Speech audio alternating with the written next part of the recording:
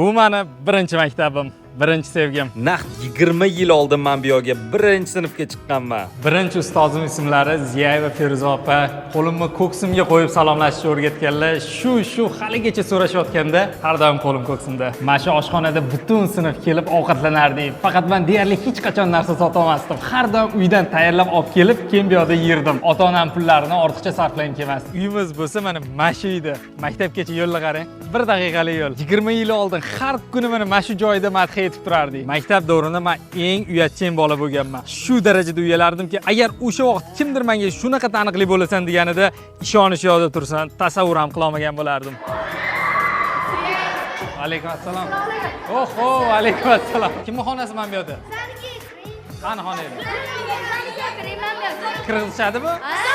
Sekin ket. Ustozinglar urush bermaydi. To'g'ri nima bu? A zo'rmi, B zo'rmi? Hammanglar zo'r. Mavatsi, rahmat. Men ham shu maktab bitirganman. Bir xillarda matematika darsi bo'lardi. Sherali aka degan ustoz bo'lardi. Sherali aka hali ham muomala.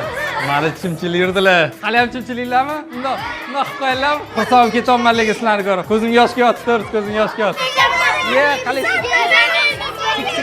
Hozir maktabda haydab olishadi. Keling. Mana shu zinalar ko'zimga shunaqangi katta ko'rinardi.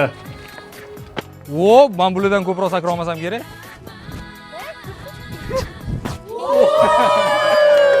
Ko'pchilik birinchi sevgisini maktabda topadi. Men bo'lsa hech kim bilan maktabda gaplashmaganman. O'zimga bo'lgan ishonchim shu darajada past ediki, qizlarning o'zi ham men bilan gaplashishga emas. Birinchi sevgim bo'lsa 23 yoshimdagina topganman. Hozirgi turmush o'rtog'im qarangiz. Xayr maktabim.